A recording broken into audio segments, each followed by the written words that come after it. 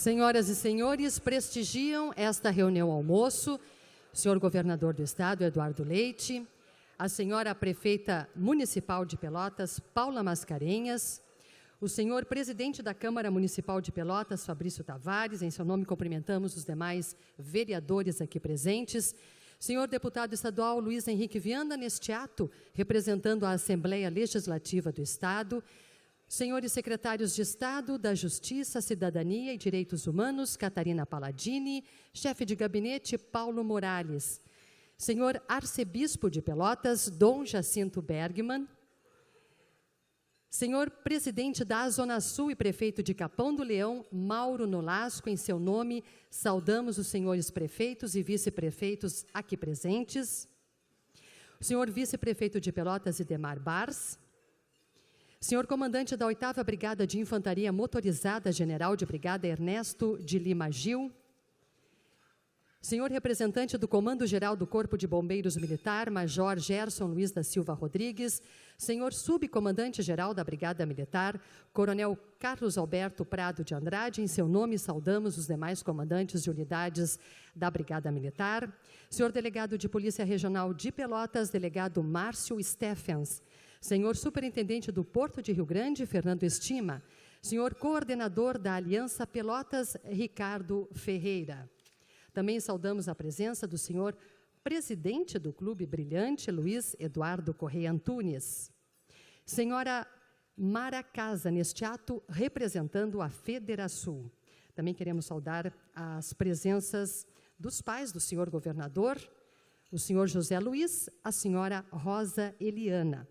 Senhores representantes de associações, sindicatos, lideranças municipais, demais autoridades aqui presentes, senhoras e senhores. Para abrir oficialmente a Tá na Mesa comemorativa aos 146 anos da ACP e fazer sua saudação, chamamos o senhor presidente da Associação Comercial de Pelotas, Mauro Bon.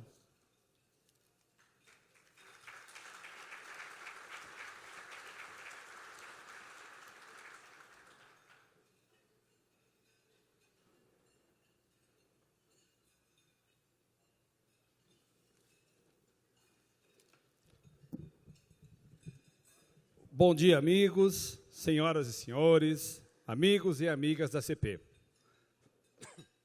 Desculpe. Caros colegas membros da diretoria, hoje para nós é um momento muito especial. Ou como diz o gaúcho, um momento para lá de especial. Ao completar 146 anos, a CP tem a honra de receber, para o seu Tá na Hora, o nosso governador do estado do Rio Grande do Sul, Eduardo Leite. Muito obrigado, governador, por ter aceito o nosso convite. Ao anunciá-lo como palestrante da nossa tradicional casa, esta casa lotou, de forma que, para melhorar o atendimento aos nossos associados e à comunidade de toda a região sul, precisamos trocar de endereço. O nosso Tá na Hora procurou a parceria de uma outra centenária instituição na nossa cidade, os 108 anos do nosso Clube Brilhante. Agradecemos muito ao presidente Luiz Eduardo, e ao vice-presidente Marcelo Goebel pela acolhida e pela parceria neste evento. Faço também um agradecimento muito especial ao professor Marasco. Me permita, professor, a quem tenho muito carinho, respeito e admiração já de longa data, desde os tempos da UCPEL. E a professora Rosa, os pais de nosso governador que nos honram com suas presenças. Sejam sempre bem-vindos em todos os nossos momentos.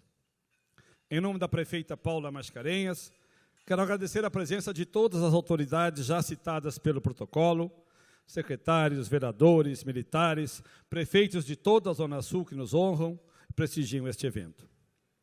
Agradeço a presença de todos os empreendedores. Em nome dos colegas coordenador da Aliança Pelotas, Ricardo Ferreira, e coordenador da Aliança Rio Grande e vice-presidente da Federação, Antônio Carlos Baqueri Duarte. Muito obrigado pela sua presença. Prezado Eduardo, prezado governador, vivemos um tempo de mudanças, de grandes anseios de nossa sociedade e também de expectativas pela construção de um dia melhor para todos. O povo gaúcho, a nossa Zona Sul, e em especial o povo de Pelotas, com mais de 90% dos votos, lhe conferiam tamanha responsabilidade, cuja realização, ainda que parcial, exige conhecimento, capacidade, competência e habilidade política, escolha e formação de uma grande equipe e muita, mas muita determinação para a construção dos objetivos e superação dos obstáculos. Em síntese, precisará de muitas novas façanhas para implantar seus objetivos, que sabemos estão em sinergia com a expectativa da maioria da população gaúcha. Que novas façanhas sejam capazes de ajudá-lo a promover a descentralização de boa parte do desenvolvimento de nosso Estado. Pergunta que já tinha feito outrora.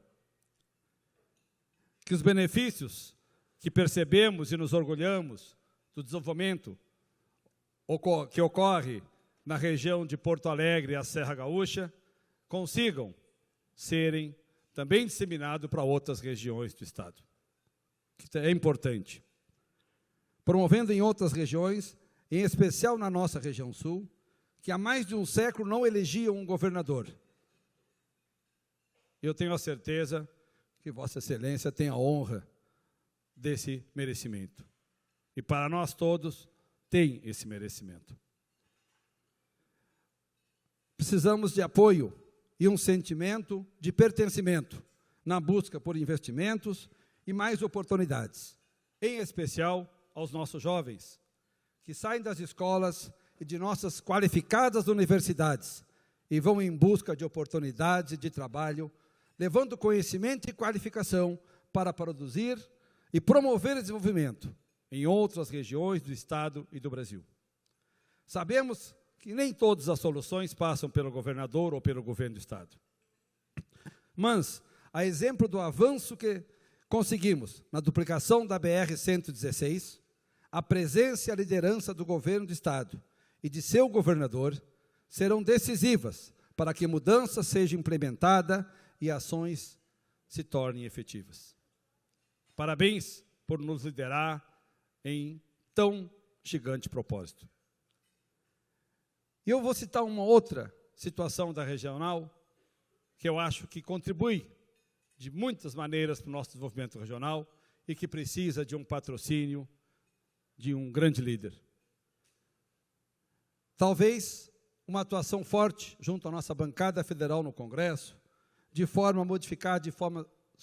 maneira a modificar de forma substancial a nossa lei de fronteira, que nos inibe o recebimento de grandes empresas, de capital estrangeiro e até os nossos produtores, líderes do agronegócio, não têm acesso a capitais internacionais porque não podem oferecer como garantia o seu patrimônio.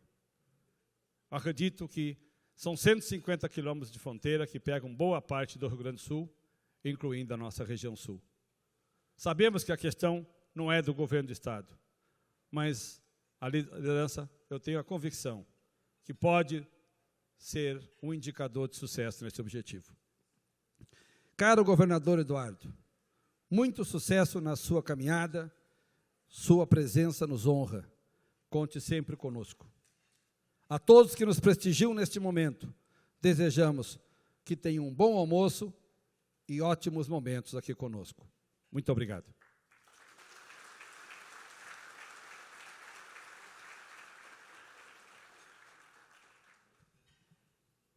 Dando prosseguimento à reunião almoço, está na hora. Convidamos a senhora prefeita municipal de Pelotas, Paula Mascarenhas, para fazer uso da palavra.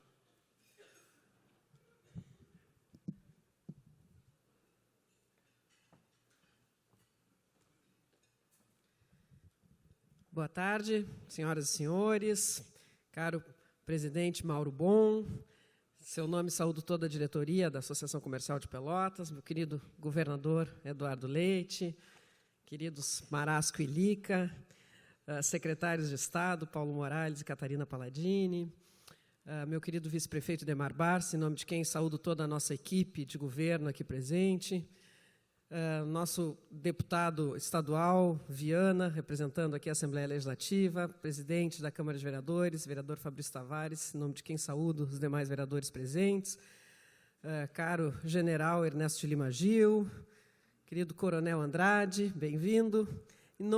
Quero também saudar os nossos presidentes da Aliança Pelotas, o Ricardo Ferreira e o Bacchieri, da Aliança de Rio Grande, também grande amigo, sempre bem-vindo. Dom Jacinto Bergman, que nos honra com a sua presença.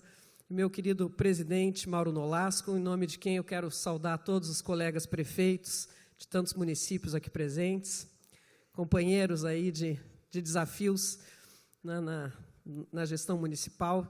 Em nome dessas pessoas, eu quero estender meus cumprimentos a tantos amigos e amigas aqui presentes. Na verdade, queremos ouvir o nosso governador. Eu só quero, governador, em nome dos pelotenses, agradecer a sua presença e dizer que nós ansiamos aqui por ouvi-lo. Já estou acompanhando o governador desde cedo em alguns eventos, como a reinauguração do ginásio João Carlos Gastal, esse patrimônio de Pelotas, lá no Colégio Municipal Pelotense, que virou uma joia, né? Ele tem uma história linda, aquele ginásio, e com essa recuperação que foi feita, essa reforma, ele é uma vitrine aí na área do esporte, em Pelotas e região, para todo o Brasil, muito nos orgulha, e começou lá no governo do nosso, então, prefeito Eduardo Leite, que tomou essa decisão de, com recursos municipais, fazer essa recuperação, que foi muito importante. E acompanhei também na inauguração da escola do CASE, cumprimentar também o secretário Catarina por isso. Esse investimento na recuperação de jovens infratores é fundamental para a gente criar condições para um futuro melhor na área da segurança pública, aliás, área em que o governador, com tão pouco tempo de gestão, já vem mostrando resultados extraordinários com o RS Seguro. E o que nós queremos, governador, aí agora falo um pouquinho, claro, como pelotense aqui, mas também como prefeita, né, em nome dos nossos prefeitos, nós queremos ouvi-lo para receber uma injeção de ânimo, né, que a sua trajetória sempre nos traz, a sua serenidade, a sua coragem, o seu jeito de enfrentar os desafios, e o Rio Grande do Sul apresenta desafios extremos, mas nós confiamos na capacidade do Eduardo, conhecemos bem a capacidade do Eduardo de enfrentar esses desafios e de criar, construir coletivamente soluções criativas para um futuro melhor para os gaúchos.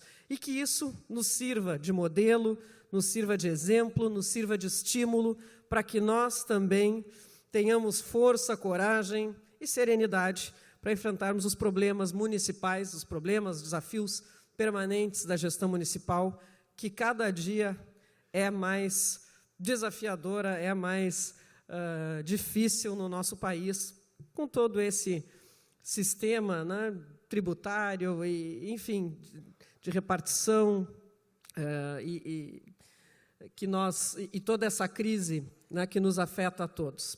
Coragem não nos falta, bons exemplos não nos faltam. E esses encontros, esses momentos são importantes para esse compartilhamento, para essa troca e para nos lembrarmos de quem somos, o que já fizemos, do que somos capazes, né, de enfrentar conjuntamente. Então, muito obrigada pela presença de todos. Vocês mostram, acolhem o nosso governador como ele merece. Eu quero agradecer a cada um e a cada uma e dizer ao Eduardo que sempre é uma alegria, né, tê-lo de volta aqui na casa, na cidade que é a sua casa. Muito obrigada.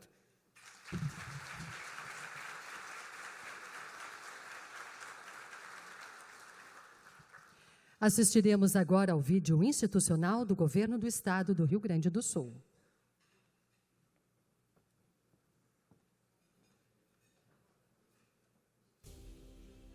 Poucas regiões do mundo têm 2 campeões mundiais de futebol.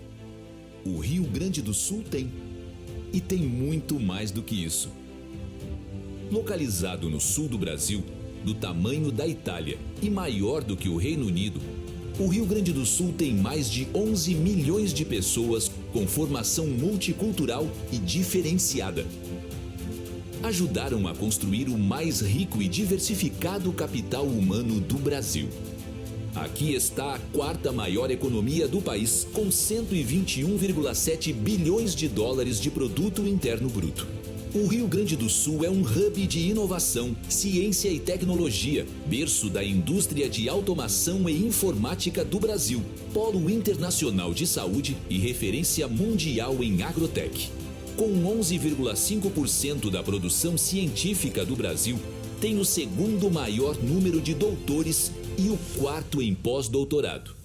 Aqui também estão os 2 melhores parques científicos e tecnológicos do país, a melhor universidade federal e a terceira e quarta melhores universidades privadas.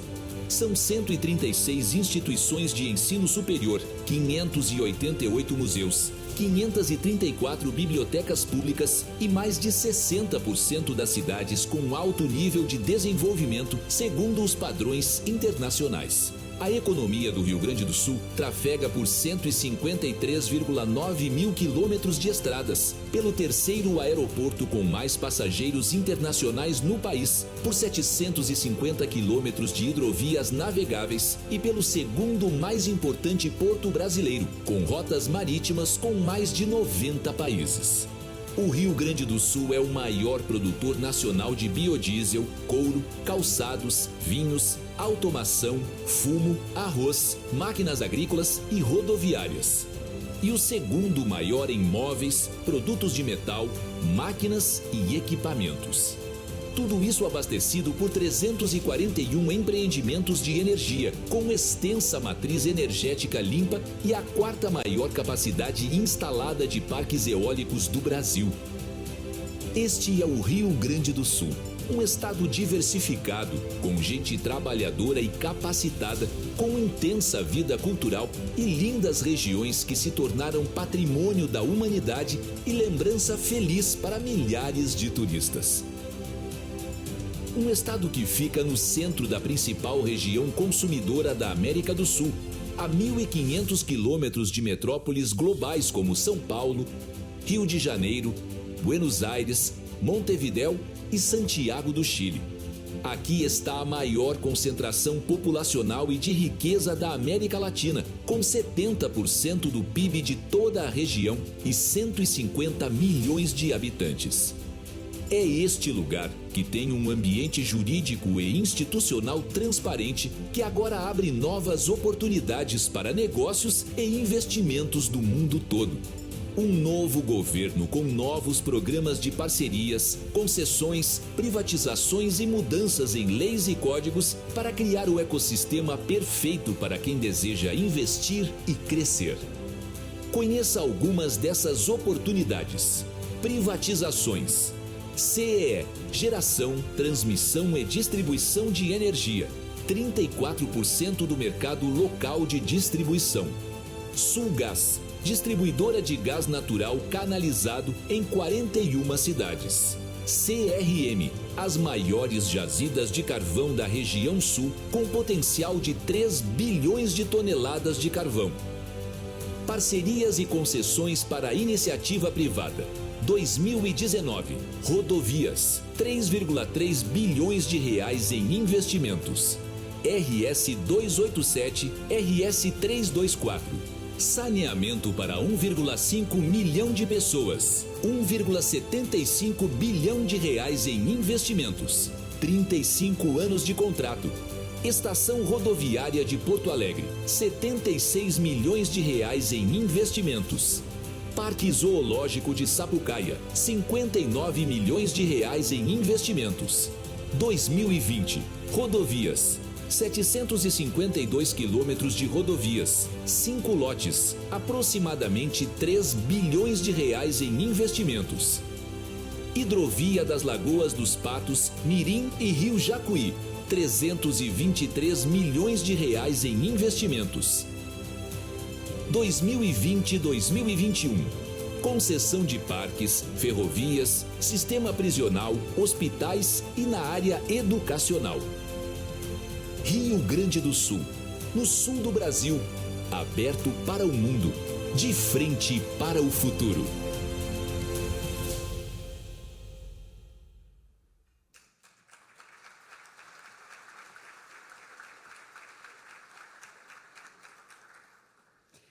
Ouviremos agora o nosso convidado de hoje, o governador do estado, Eduardo Leite, que falará sobre o tema Novas Façanhas.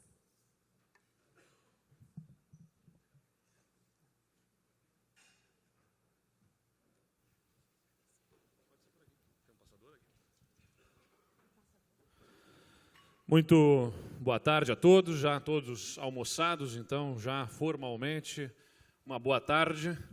Uma alegria poder estar na nossa querida cidade de Pelotas.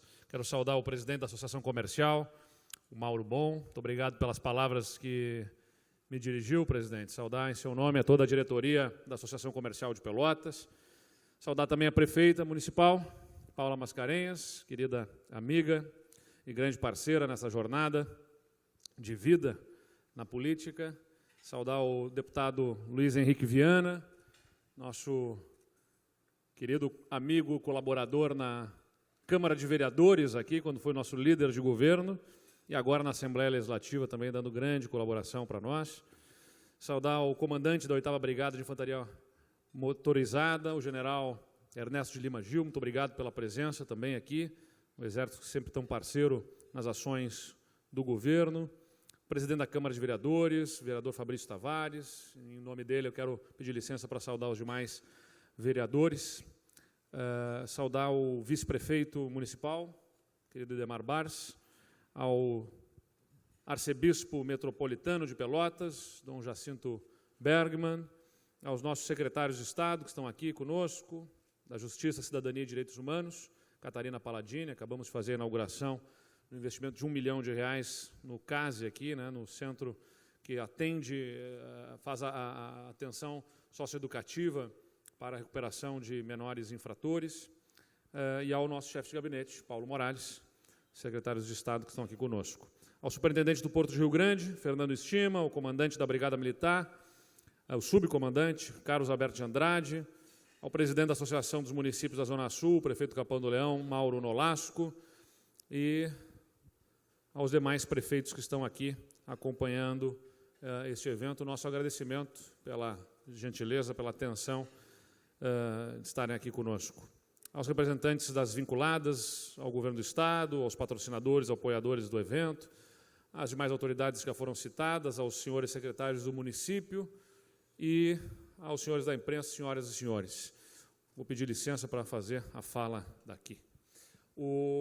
A vinda a Pelotas, né, e as palavras que me foram dirigidas, e este espaço repleto na sua capacidade, aliados aos 90% dos votos que foram relembrados aqui pelo Mauro, poderiam, de uma certa forma, até causar uma intimidação, Mauro, porque a gente sabe a expectativa que tem, né, que eu sempre faço questão de salientar, é fruto da generosidade do povo de Pelotas para comigo, e que coloca, a gente sabe muito bem, tanta expectativa no nosso trabalho. E, claro, que isso, de certa forma, é também não uma intimidação, mas causa, né, uma preocupação de estar à altura das expectativas de tantas pessoas. De outro lado, eu prefiro olhar isso não como apenas a expectativa, meu caro Carlos Bacchieri, nosso líder da cidade de Rio Grande, da Câmara do Comércio, da Aliança Rio Grande, e Ricardo Ferreira, da Aliança Pelotas. Eu prefiro olhar isso não apenas como a expectativa, mas como a certeza de que não estou sozinho nessa jornada, né? Que a gente encontra no nosso terreno, no nosso território, no nosso berço, da onde a gente vem, essa torcida a favor, essa vontade de ajudar. A expectativa não se transforma apenas na esperança, mas sim na colaboração. Então, do fundo do meu coração, meu profundo agradecimento a todos, aos meus pais que estão aqui, prestando a solidariedade deles, eles que não escolheram essa vida, né? Eu digo que a gente na família acaba fazendo a família pagar um preço pelo qual eles não escolheram esse caminho. Quem escolheu fui eu, né? E então eu estou já com a casca grossa para poder aguentar as bordoadas que a gente leva na vida política. E, infelizmente, a família, né, talvez sofra mais porque acompanha os ataques. A gente vive momentos radicais na política brasileira e no mundo, as o radicalismo que se expressa nas redes sociais, a família acaba sofrendo. Então, meu pedido de desculpas, mas o meu agradecimento por serem os parceiros aqui também, né, tão importantes nessa minha vida, nessa trajetória. Vou falar um pouco sobre desafios e oportunidades para o nosso Rio Grande e para o Brasil e, evidentemente, que tem que ter um rápido diagnóstico, né, lembrando, em primeiro lugar, que o primeiro desafio que se apresenta não apenas para o Rio Grande do Sul, muito fortemente para o Rio Grande do Sul, mas para o Brasil, para os estados, é o da sustentabilidade do Estado, do governo, né, do ponto de vista fiscal. A responsabilidade fiscal no governo, ela não é uma questão ideológica. A ideologia vem depois da responsabilidade com as contas. Você pode achar que o governo tem que ter uma participação mais forte num setor, ou tem que ser mais ausente, dar mais espaço para a iniciativa privada. A questão ideológica é secundária, né? Ela é um segundo ponto. A premissa básica é responsabilidade para gastar apenas o que se tem disponibilidade no caixa. E que sabemos bem é o que não foi observado historicamente no nosso Estado e que causa uma pressão tão violenta nas contas públicas. Como é que um Estado como o Rio Grande do Sul viveu 40 anos com a maior parte do seu tempo com déficit nas contas públicas? Uma parte dessa história se explica porque, antigamente, os estados tinham o poder de emitir títulos da dívida. Títulos da dívida emitidos pelo Estado, faziam ele arrecadar. A maior parte desses títulos eram comprados pelo banco público do Estado, seja do Rio Grande do Sul ou os outros. Por isso causava um problema, né? Por isso a política de privatizações dos bancos no início dos anos 90, como forma de tentar romper com uma pressão inflacionária por conta do gasto público dos estados. Depois, que já não pôde mais o Estado emitir títulos de dívida, ele cria o chamado Caixa Único, né? Que é colocar sob uma mesma administração todos os fundos, todas as receitas do Estado que estariam vinculadas a determinados setores, e ele passa a coletar. E a questão objetiva é, muitos governos exercem isso, prefeituras e governos estaduais, eventualmente o governo federal também, em que ele usa o recurso de uma conta específica que deveria pagar meio ambiente, pagar educação, pagar seja lá o que for, o porto, né, as receitas do porto, usa aquilo porque tem disponibilidade financeira ali, e na semana seguinte, um mês depois, repõe o recurso porque entrou a receita do IPTU, do ICMS, seja o que for, então, repondo o que se sacava naquelas contas. A inovação do Rio Grande do Sul foi sacar sem devolver, né, gerando um passivo de cerca de 11 bilhões de reais nas contas diversas do Estado. Ou seja, se todos aqueles setores de onde o Estado extraiu recursos para pagar despesas do dia a dia demandassem hoje que nós pagássemos de volta, depositássemos de volta o recurso no Porto de Rio Grande, no Instituto Rio Grandense do Arroz, né, para dar 2 exemplos, ou nos diversos outros fundos legalmente estabelecidos, o Estado teria que aportar 11 bilhões de reais para devolver esse dinheiro todo. Só que isso não se revelou suficiente, e aí, né, recursos extraordinários foram usados para pagar despesas ordinárias, como as privatizações, que financiaram despesas continuadas do governo, para não precisar deixar de pagar, usa aquela receita e não fazem as reformas necessárias. Há 20 anos o governo federal fez reformas na estrutura da carreira dos servidores públicos, os estados tinham seus artifícios, foram empurrando isso, nenhum praticamente fez profundas reformas nas carreiras do serviço público, como foi feita na década de 90 no governo federal. Depois isso ainda se revela insuficiente, e aí se cria o chamado saque ao depósito judicial, né? 6 bilhões de reais sacados dos depósitos judiciais, que são aqueles recursos que estavam em fundos em que, numa disputa não apenas com o governo do Estado, né, uma disputa entre privados, discutindo uma dívida, entra com a ação, deposita em juízo, tinha lá 6 bilhões de reais, o Estado vai lá e pega e coloca para pagar salários e tudo mais. E assim vai empurrando o problema. Bom, esgotaram-se todas as alternativas e, por isso, nos últimos anos, o Estado se vê diante dessa grande dificuldade que se impõe para os servidores, para os cidadãos como um todo, porque os serviços se precarizam, os investimentos não acontecem e, consequentemente, o Estado fica parado no tempo, do ponto de vista da estrutura necessária para dar o atendimento à sua população. Os hospitais, por exemplo, quando nós assumimos o governo, o Estado tinha uma dívida, não pagava, não repassava os recursos para os hospitais desde setembro do ano passado. Para os municípios, programas como o SAMU, Primeira Infância Melhor, Estratégia de Saúde da Família, não eram repassados desde junho do ano passado. Pois nós negociamos com as prefeituras para honrarmos esses pagamentos até do que era devido de junho a dezembro, até setembro do ano que vem, e voltamos a pagar em dia a competência do mês. O Estado está pagando, repassando a sua competência para as prefeituras e buscamos um financiamento para viabilizar o pagamento do passivo aos hospitais e estamos garantindo também os aportes mensais aos hospitais para superar uma situação de incêndio que havia na saúde do Estado do Rio Grande do Sul. Então, só pegando este caso especificamente da responsabilidade fiscal, parece que é um capricho de quem tem uma determinada ideologia a responsabilidade fiscal.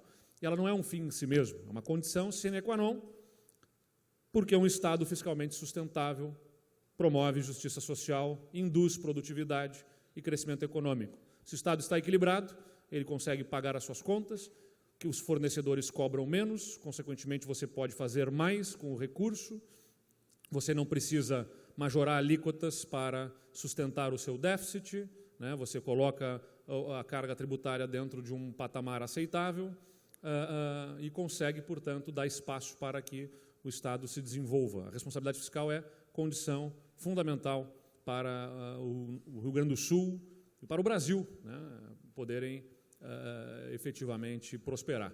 O Brasil, vocês sabem também, o governo federal tem fechado nos últimos anos com um déficit de cerca de 150 bilhões de reais. 150 bilhões de reais de insuficiência de recursos para pagar os seus compromissos, que tem, portanto, gerado obras com dificuldade de andamento, como é o caso da BR-116, e dificuldades também na prestação de serviços nos estados, porque muitos repasses também do governo federal acabam atrasando, nos municípios, nos estados, todos sofremos com essa situação fiscal do Brasil e, claro, também essa situação fiscal compromete a credibilidade do país como bom pagador. E se há uma expectativa de que o país possa quebrar, evidentemente as pessoas não aportam investimentos naquele país por receio da situação fiscal, até porque, se o país tem um risco grande de quebrar, ele vai ter que aumentar os juros para captar recursos, e se ele vai aumentar os juros, mais vale a pena emprestar para o governo para ganhar com os juros do que efetivamente investir e se arriscar na iniciativa privada. Então, tem uma série de consequências aí, responsabilidade fiscal. Os estados brasileiros passam por uma profunda crise financeira desde 2015, quando começou a profunda recessão do nosso país. Não apenas os estados, os municípios também.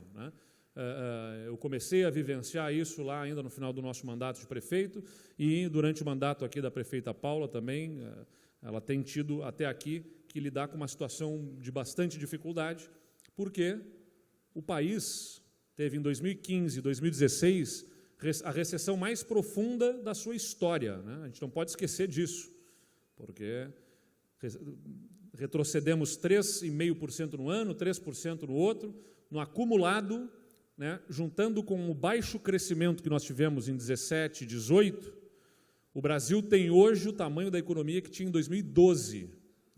Ou seja, as despesas dos governos cresceram, muito pressionadas por um momento de euforia econômica lá até 2014, aquela euforia que teve de grande crescimento, os governos aumentaram despesas permanentes, especialmente em pessoal, contrataram mais gente, aumentaram salários fortemente, e depois a economia desaba, as receitas caem e as despesas continuaram subindo, e, portanto, todos os governos muito pressionados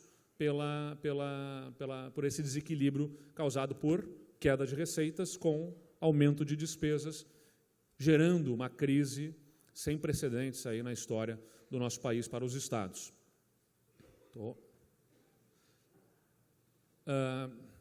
Então, só um dos pontos, estou tentando voltar aqui, um dos pontos que pressionam é o déficit do sistema previdenciário, né?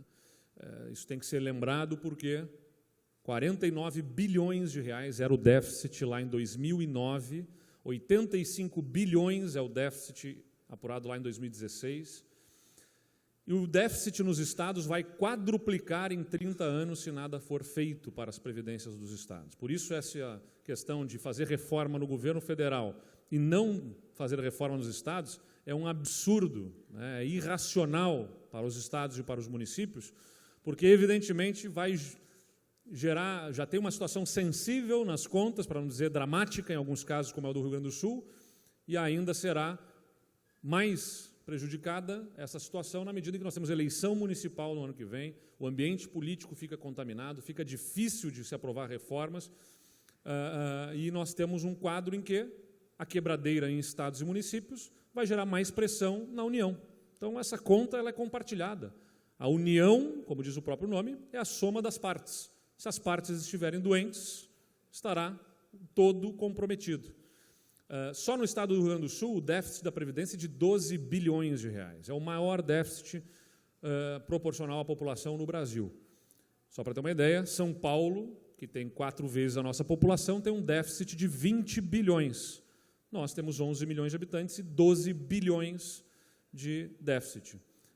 Então, São Paulo, R$ 500 por habitante, aqui, mais de R$ 1.000 por habitante o déficit do sistema previdenciário. Metade da receita líquida de ICMS do Estado. E aí que nós estamos na associação comercial, no evento da associação comercial, que certamente reclama, como empreendedores, como toda a população reclama, pela majoração de impostos no Estado do Rio Grande do Sul.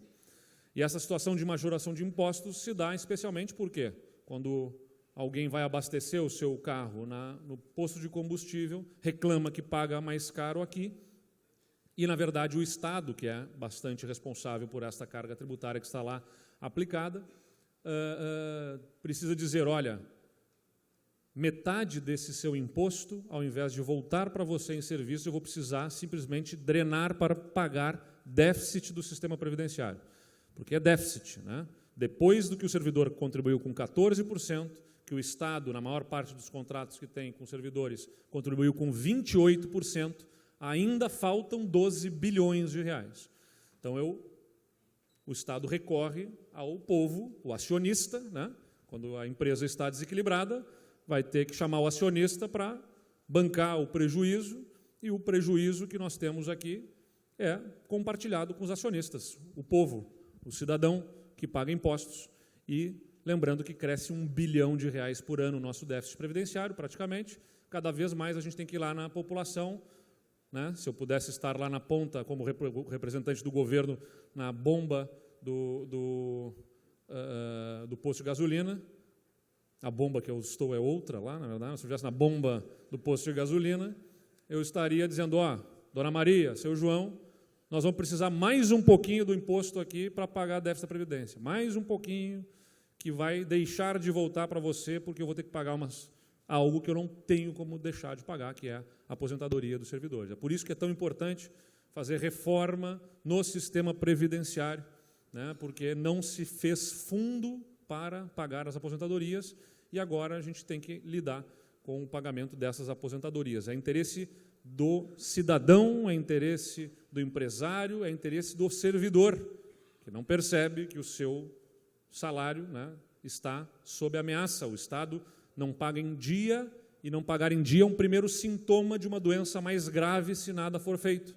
Por isso que é tão importante termos essa clareza. Esse gráfico que está difícil de leitura aqui, só para dizer, o primeiro estado ali que aparece com aquela coluna, naquela linha preta ali, é o Minas Gerais, com maior déficit em percentual da receita, sobre a receita corrente líquida da Previdência, e em amarelo embaixo, aquela linha curtinha, logo abaixo daquela primeira linha preta, é o percentual da população que é atendida pelo sistema previdenciário. Então, na verdade, só uma comparação, o estado do Rio Grande do Sul é o seguinte, com o segundo maior déficit em percentual da receita corrente líquida na Previdência, quase 30% para 3% da população que é atendida por esse sistema previdenciário. Então, na verdade, a gente separa, né, a população toda contribui e a gente devolve esse recurso, na verdade, para 3% da população através do sistema previdenciário. Essa é a conta que precisa ser feita e que não se percebe também, na verdade,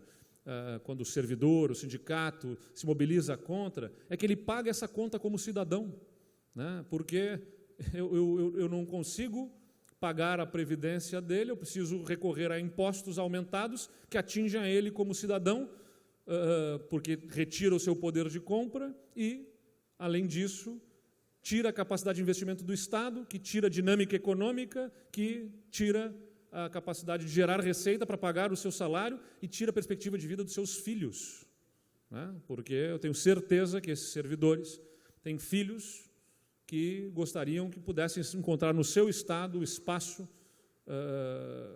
o solo fértil para que eles pudessem aqui se fixar, e a gente sabe que, infelizmente, pela a falta de perspectiva de melhoria do nosso estado do ponto de vista fiscal, tanto afastou tantos jovens que formamos aqui no nosso estado. Então, a compreensão de que reformar a Previdência é importante precisa ser fartamente, por isso que eu estou investindo tanto tempo aqui da minha manifestação, da minha fala para vocês nesse tema, sem o que não haverá razão para o restante todo. Se eu for falar sobre qualquer investimento do Estado aqui, sem falarmos de que esse tema precisa ser endereçado, é mentira, né? É vender ilusão. Não tem como o Estado promover investimentos, sustentar serviços, se ele não tiver situação fiscal equilibrada. Então, alguns números, né, do Estado, vou tentar passar rapidamente nisso. O que nós assumimos no início do ano era uma insuficiência crônica do nosso orçamento de 7 bilhões de reais, né? 4 bilhões e meio deixados de pagar no ano passado. O orçamento do Estado é de em torno de 52 bilhões de reais, 52 bilhões de reais do Estado, 7 bi em aberto, que junta duas folhas de pagamento, dezembro e o 13º do ano passado, que não foram pagos. Então a gente entra nesse ano, ao invés de eu pagar em 30 de janeiro o salário de janeiro, eu estava pagando o salário de dezembro, né, e ainda parcelado mês a mês o 13º, que custa para o Estado cerca de 150 milhões de reais em juros, né? Então a gente paga atrasado e paga uma conta pelo atraso de 150 milhões de reais que se deixa de ter, né, no caixa do Estado pelo atraso do pagamento do 13º. Então, só aí na folha de pagamento nós temos 2 bilhões e meio de reais, praticamente, aliado a isso 1 bilhão de reais na saúde e mais cerca de 1 bilhão em outros fornecedores, então 4 bilhões e meio, e associado a isso ainda o risco de uma dívida, os riscos da dívida com a União e os precatórios, né? Se o Estado tivesse que pagar a dívida com a União, mais 3 bilhões e 600 milhões de reais, e se tivéssemos que pagar precatórios como entende o novo regime de pagamento de precatórios do Estado, dos estados e dos municípios, pela União, pelo STF, pelo Congresso, como foi votado, nós teremos que passar o nosso aporte mensal de 50 milhões de reais para pagamento de precatórios para 200 milhões de reais. Aliás, né, a primeira cartinha que eu recebi lá, eu costumo dizer, quando eu cheguei, entrei no gabinete, lá com a família, com os amigos, com a equipe de governo, dia 1º de janeiro, né, primeira cartinha na mesa, não era uma cartinha cumprimentando, era uma carta do presidente do Tribunal de Justiça, avisando no fim do mês, não são 50 milhões, governador, são 200 milhões de reais que o senhor tem que depositar. Nós tentamos compor, o judiciário não aceitou composição, sequestrou os valores nas contas do governo, nós tivemos que recorrer ao Supremo Tribunal Federal para devolução dos recursos, então estamos com isso suspenso. Mas, na verdade, deveríamos estar pagando 200 milhões de reais mensais se quiséssemos cumprir o que a lei demanda, que é encerrar o estoque de precatórios do Estado, o passivo que temos até 2024, que é a exigência do regime de pagamento de precatórios. Então, não é que eu não queira pagar precatórios, é uma obrigação do Estado, tem que fazer superar esse passivo, evidentemente. Mas o pagamento desses precatórios, sendo sequestrados nas contas do Estado, só vão fazer é gerar novos precatórios, porque o Estado vai deixar de pagar alguma coisa para pagar o precatório, e o que ele deixar de pagar vai virar uma ação judicial que vai fatalmente gerar um novo precatório. Então, esta é a encrenca aí que tem que ser resolvida, e, além disso, então, a gente tem a questão da União. Então, eu não estou pagando a dívida com a União, estamos com alíquotas majoradas de imposto, não pagamos o precatório que temos e, mesmo assim, não conseguimos pagar o salário dos servidores em dia. Evidentemente, a situação do Rio Grande do Sul é dramática do ponto de vista fiscal e exige medidas fortes de ajuste das nossas contas. E no último quadro, lá à esquerda, na verdade, só para lembrar, a Lei de Responsabilidade Fiscal, o Estado passou a infringir a Lei de Responsabilidade Fiscal no final do ano passado, e, portanto, nós estamos cerceados de buscar recursos de financiamento. Muita das obras que foram feitas no governo passado foram de início de tratativa lá no governo Ieda, contrato no governo Tarso e execução no governo Sartori, obras de recuperação de estradas, por exemplo, num programa com o Banco Mundial e com o BNDES de investimentos, e nós estamos proibidos de contratar financiamentos por conta dessa infração da Lei de Responsabilidade Fiscal. Então, além do problema fiscal, temos um problema, né, da infração legal que nos impede de contratar financiamentos para investimentos no Estado, porque a nossa dívida do Estado corresponde a 223% da receita corrente líquida, quando o limite seria 200%. Quase que dá vontade de ir embora, o pessoal. Ainda bem que o pessoal já comeu aqui, na verdade, para não dar uma indigestão. Mas, como eu falei lá no ginásio do Pelotense, né, como aquele ginásio certamente assistiu viradas de jogo no final, nos últimos minutos, o jogo que parecia que estava perdido foi virado. Nós temos que acreditar na virada desse Estado, esse Estado é forte, por isso que a gente mostrou aquele vídeo, né, logo no início ali, para mostrar que quem tem um problema é o governo, que evidentemente o problema do governo toca na sociedade e prejudica, mas o Estado é forte, né, tem uma economia vibrante, tem uma dinâmica econômica própria, talentos, mão de obra, gente vocacionada para o trabalho. Nosso Estado tem muita força, muito fôlego para virar esse jogo, e é por isso que o que nós trabalhamos neste governo, né, é um conceito de evolução. Não é olhar para o passado e pensar que o Estado do Rio Grande do Sul começou no dia 1º de janeiro de 2019, não. Né? Muita coisa ruim foi feita no passado, que cobra sua conta hoje, muita coisa boa foi feita também, precisa ser reconhecida, aprimorada, melhorada. Né? E então, o conceito que nos norteia é evolução. Né? Algumas ações de responsabilidade fiscal começaram a ser empreendidas no governo passado, importantes, movimentos. Isso precisa ser aprofundado e precisa se associar a esta agenda da responsabilidade fiscal, que não é um fim em si mesmo, uma agenda de competitividade.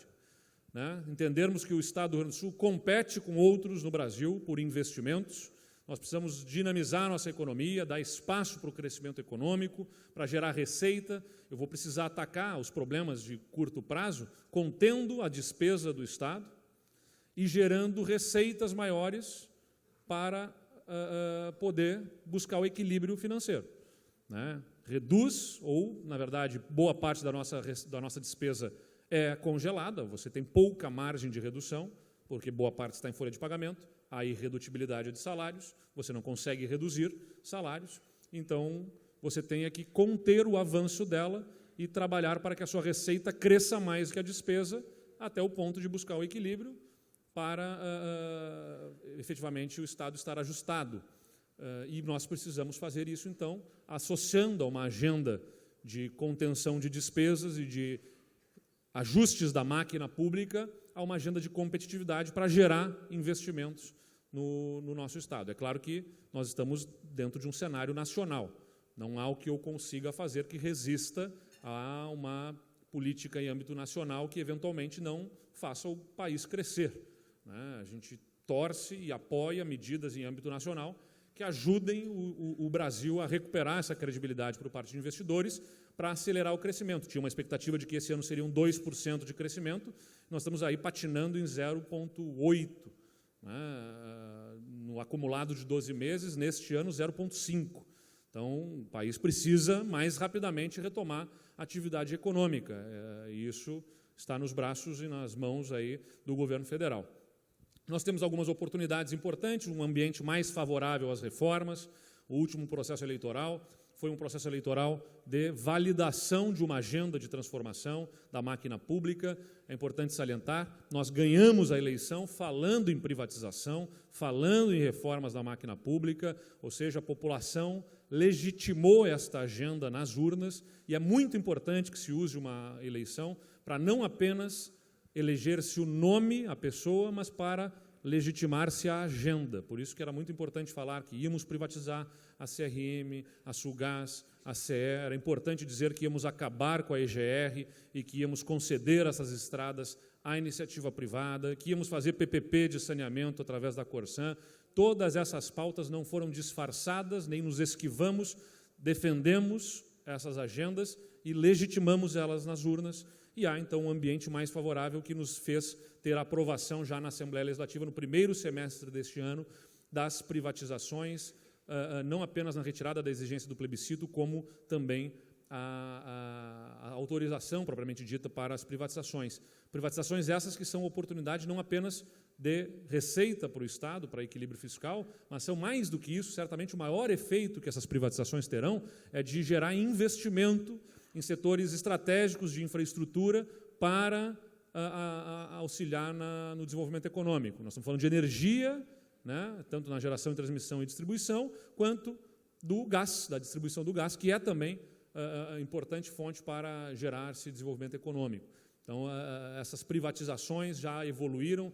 Eu não tenho dúvida e não tenho receio em dizer que muito se fala em PPPs, em privatizações, concessões no Brasil, mas nenhum Estado avança na velocidade que o Rio Grande do Sul está avançando, por conta do amplo apoio que temos na Assembleia, mais uma vez, deputado Viana, entre eles aqui, representando a nossa Assembleia Legislativa, que tem nos dado esta oportunidade de avançar mais rapidamente e que mostra que aquilo que eu sempre defendi aqui em Pelotas, não há alternativa entre governo com gestão técnica e política. Você tem que fazer as duas coisas. Se não fizer política, não dá espaço para que a gestão técnica avance.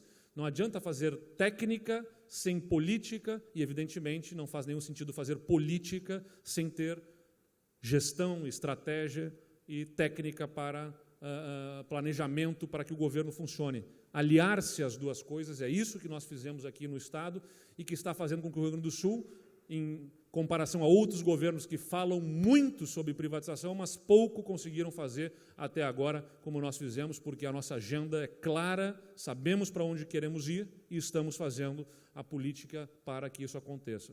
A abertura às privatizações das PPPs, como falamos, e as condições mais favoráveis ao crescimento econômico, aí, com algumas oportunidades. Então, falei, né, curto prazo e longo prazo. A gente tem uma gestão de curto prazo para buscar atender às demandas prementes da sociedade, dentro da condição fiscal do Estado.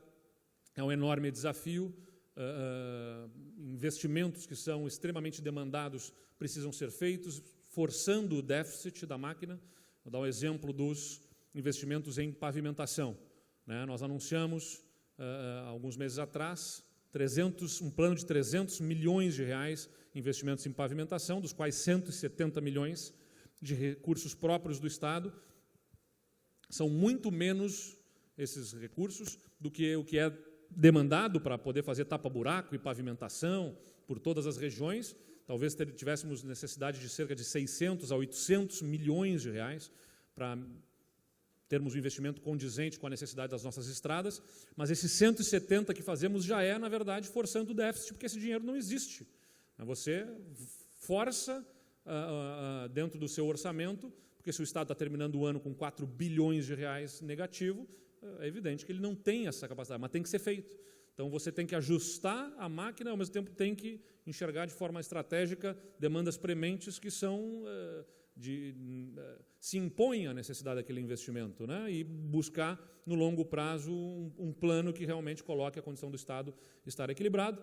Aqui, apenas para partilhar, nós temos um mapa estratégico, está disponível, não dá para ler ali para vocês, mas a frase conceito que move o nosso governo, organizando os pilares da nossa estratégia de gestão, que estão num Estado sustentável, na governança e na gestão, na sociedade com qualidade de vida e no desenvolvimento empreendedor, e que a síntese do nosso governo está naquela frase no mapa desenhado, que diz: somos um governo de evolução, sem ruptura, que supera o discurso da crise, recupera a esperança e a autoestima, levando o Rio Grande do Sul para um novo patamar de competitividade, tirando o Estado da era analógica, rumo à era digital, com a promoção do desenvolvimento social e a retomada do crescimento econômico. Essa frase sintetiza o que nós queremos ser enquanto governo, e os objetivos estão todos ali estratégicos, definidos naqueles pilares da nossa gestão, e a cada um deles estão vinculados os nossos programas e projetos e as linhas de ação, né? Então, como eu falei para vocês, competitividade é algo fundamental para o Rio Grande do Sul, é o nosso objetivo maior, competirmos em melhor condição com outros estados, e se queremos competir em melhores condições, precisamos reduzir os custos de quem produz no estado, né? O investidor olha estados em que ele tem as condições que ele tem dos seus custos de produção para poder ganhar mercado. Eu quero ganhar mercado, eu preciso ter custos tributários menores, eu preciso ter custos logísticos menores e precisa ser uma burocracia mais ágil. Então, são os 3 pilares na modernização tributária, né? O primeiro deles, nós lançamos programas como o RS Sustentável, que basicamente é a nossa agenda de ajuste fiscal. Não tem como reduzir carga tributária se nós não ajustarmos as contas do Estado. É pressuposto para a redução da carga, que, aliás, nos comprometemos e vamos levar a efeito. A majoração da alíquota de ICMS vai até o final do ano que vem e será substituída por uma nova política que buscará a redução nos setores estratégicos da economia, notadamente aí os que mais pressionam em combustível, energia, telecomunicações, a sociedade, começar uma redução dessa carga tributária. Para que isso aconteça, é fundamental que o Estado tenha sido reformado no seu custo da máquina, e por isso temos uma agenda de sustentabilidade fiscal, né? Que é o RS Sustentável, e o Receita 2030 é um projeto para simplificação. Tem que ter menor carga e tem que ser mais simples a relação do contribuinte com o fisco. Então, a nossa meta aqui é, com a digitalização da Receita, eliminar obrigações acessórias, como, por exemplo, a emissão de GIAs, né, que é a Guia de Informação e Apuração, serem eliminadas e substituídas todas pela única obrigação da emissão da nota fiscal. Essa é a nossa meta maior aí, né? Simplificar, reduzir a complexidade do sistema, aproveitando o que a tecnologia nos proporciona para que o investidor, o empreendedor, foque toda a sua energia em empreender e não tenha que gastar boa parte da sua energia administrando um complexo sistema fiscal que o Estado lhe exige. O outro ponto da desburocratização, então, a junta digital, o Descomplica RS, são alguns exemplos, mas eu queria frisar aqui o novo Código Ambiental que nós vamos apresentar na Assembleia Legislativa na próxima sexta-feira.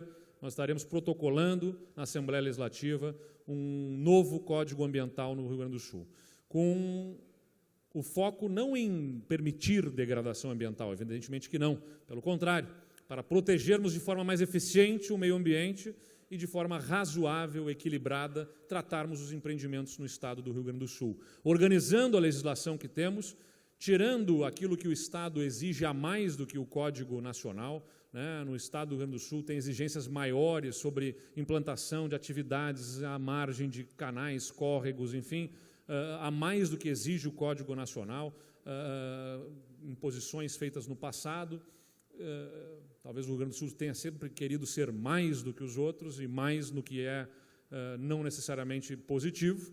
Então, impuseram restrições maiores do que entendemos como razoável e o processo de licenciamento, implantando-se aqui a licença por adesão e compromisso, que é aquela em que o empreendedor, em determinadas atividades de menor impacto ambiental, possa apresentar as suas documentações por meio digital, receber automaticamente a licença e aí o Estado fiscaliza, né? Mas não fica esperando num balcão a aprovação do Estado. O Estado passa a estar ciente e fiscaliza o empreendimento, mas não fica condicionando a esperar a autorização do Estado, uma relação de confiança com o empreendedor. Nós, recentemente, né, eu pedi ao nosso secretário do Meio Ambiente, 90% das fiscalizações feitas pelo Estado dão conformidade dentro da lei, né? 10% é que apura-se algum tipo de infração. Vejam, então, que não é razoável que nós imponhamos aos empreendedores todos restrições tão severas por conta de uma minoria que faz errado. O Estado deve reforçar a sua posição de fiscalização, porque tem um preço que se paga, né? Alguém me perguntará, mas isso não correrá o risco de permitir alguém fazer errado? E eu digo, sim, esse é um preço que pode eventualmente se pagar, por isso reforce-se a fiscalização. Agora, um preço que se paga e que não é medido é a da falta do desenvolvimento econômico, por conta de tantas restrições que tornam muito difícil empreender-se num Estado, e esta falta de desenvolvimento econômico cobra um preço social e, inclusive, ambiental, porque um dos grandes inimigos do desenvolvimento, aliás, da proteção ao meio ambiente, sem dúvida nenhuma, é a pobreza, né? A pobreza gera invasões diárias, gera falta de capacidade de investimento em saneamento para mitigarmos o próprio custo da vida humana, né? O ser humano, ele é um agente poluidor pela sua própria condição, né? É inevitável da nossa sociedade. Se você não tiver capacidade de investir para reduzir o que nós geramos de impacto ambiental, nós estamos certamente comprometendo ainda mais o meio ambiente. E competitividade logística, como eu falei, o Estado tem uma capacidade limitada, então o RS Parcerias é o programa de concessões para investimentos em infraestrutura, não apenas rodoviária, que nós estamos acostumados a ver, mas também de infraestrutura da hidrovia, por exemplo, que nós estamos formatando aí uma parceria com o setor privado para investimentos na hidrovia da Lagoa dos Patos, como também na infraestrutura aeroportuária no estado do Rio Grande do Sul. Então, toda a logística com investimentos e um tratamento ao Porto de Rio Grande aqui com muito destaque, acreditando muito no nosso porto como um fator essencial para o desenvolvimento, para que ele tenha uma gestão profissional, né? Colocamos lá uma equipe técnica para dar ao porto toda a condição de melhoria de performance necessária para o Estado escoar a sua produção com menor custo para quem aqui produz. Então, alguns programas estruturantes estão aqui que nós lançamos. O Inova RS é um dos que eu tenho muita expectativa. É um programa de apoio que o Estado prestará. É o primeiro dos programas que nós lançamos na área de inovação. Reconstituímos uma Secretaria de Inovação, Ciência e Tecnologia no Estado para estimularmos esta nova economia a qual o Estado precisa estar conectado, né? O mundo está mudando muito rapidamente, nós precisamos nos conectar a uma economia nova, criativa, de formatação de sistemas, porque boa parte dos empregos em atividades mecânicas, sabemos, está aí ameaçado pela tecnologia, pela substituição por robôs. Então, nós precisamos gerar inovação, tecnologia no nosso Estado.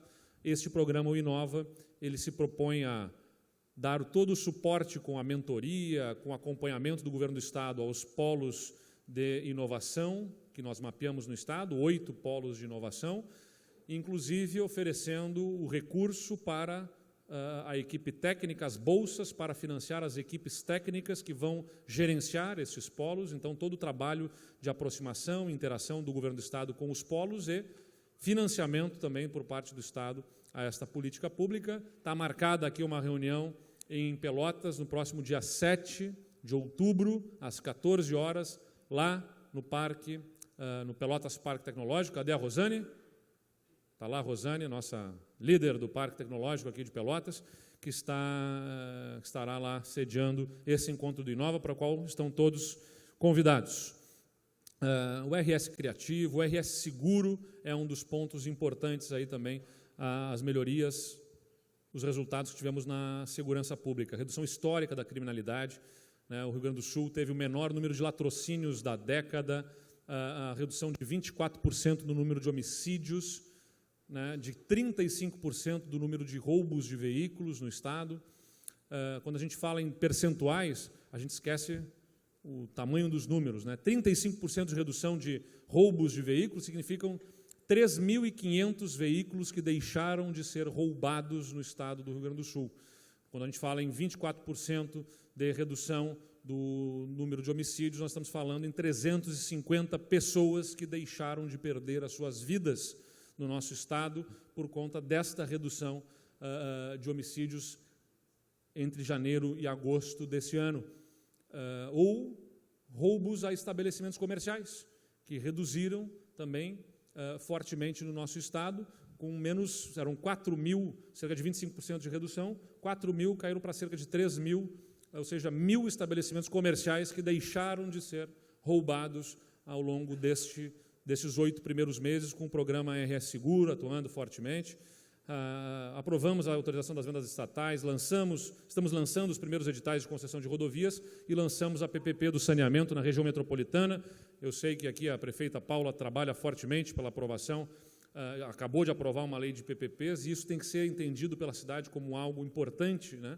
Porque o governo tem uma capacidade limitada financeira e uma capacidade limitada tecnicamente para os investimentos. Então, chamar o setor privado como parceiro a garantir o financiamento e a celeridade do investimento. No saneamento, eu sempre destaco, se nós tivéssemos que fazer na região metropolitana um investimento diretamente pelo Estado, significa fazer uma licitação específica para cada estação de tratamento, para cada coletor tronco, para cada estação elevatória, para cada rede de esgotos num bairro. Então, você teria dezenas de licitações e certamente chegaria a uma situação em que você tem a estação pronta, mas a rede que leva o esgoto até lá, numa outra licitação, empacou, parou na justiça. Então, você tem situações de ter uma parte da infraestrutura pronta, mas inútil porque a outra não foi feita. Então, a PPP ainda, além de viabilizar o financiamento com a parceria do setor privado,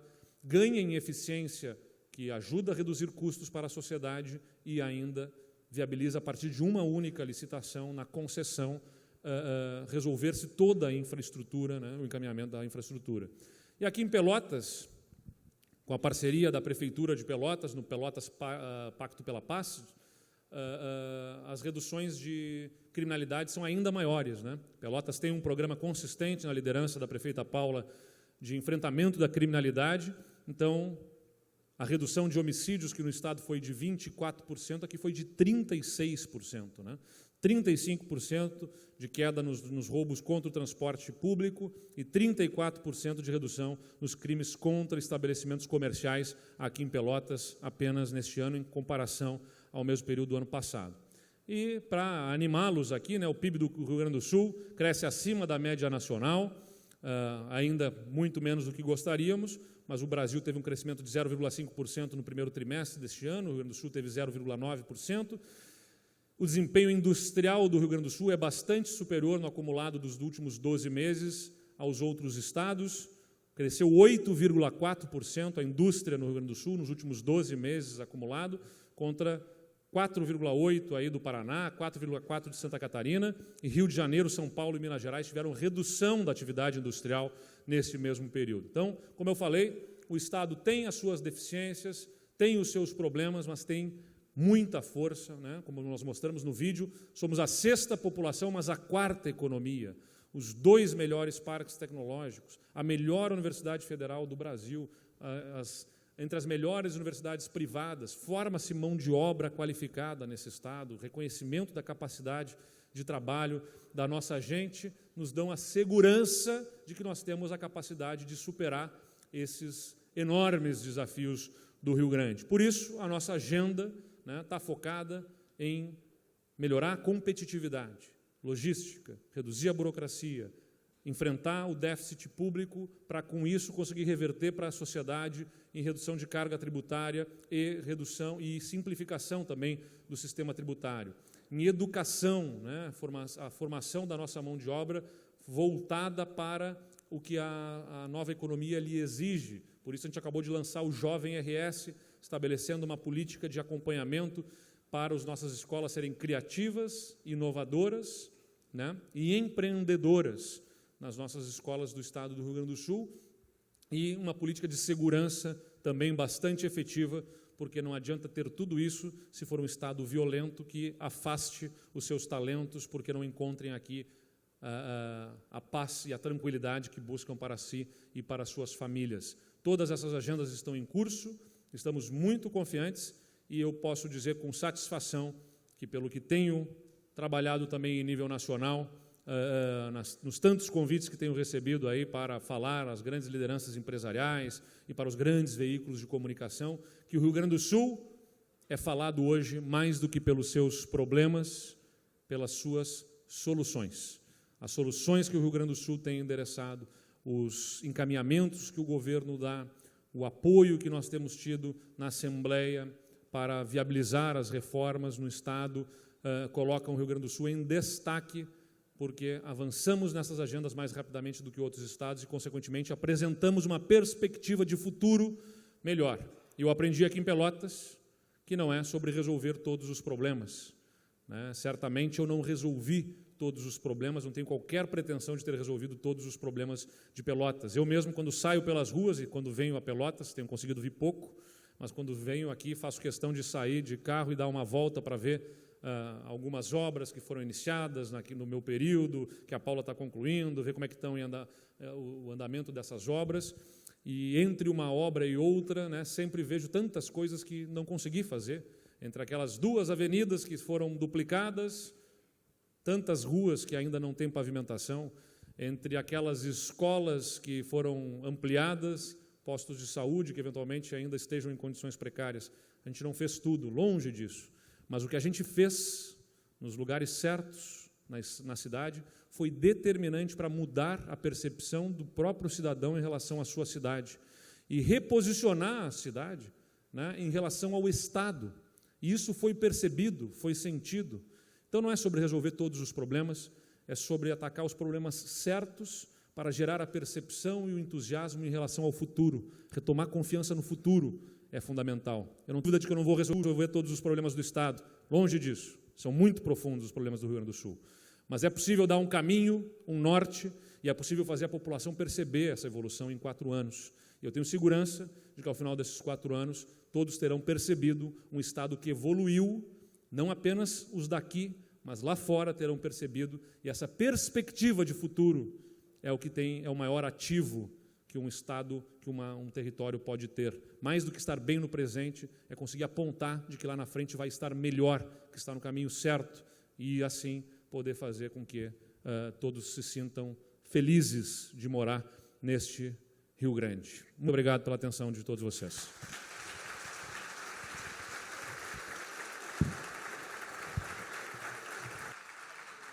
Não vai ter.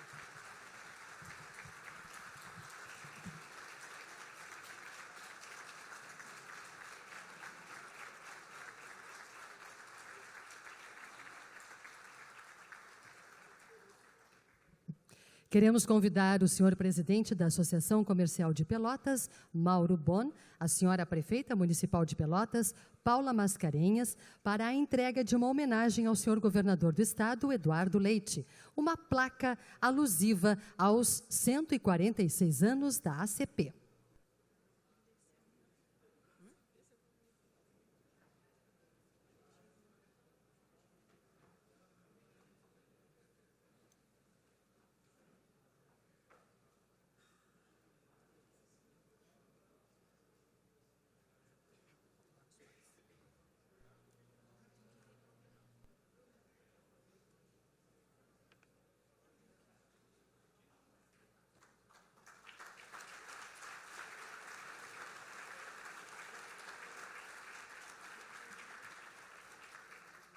Também queremos convidar os pais do senhor governador para subirem ao palco.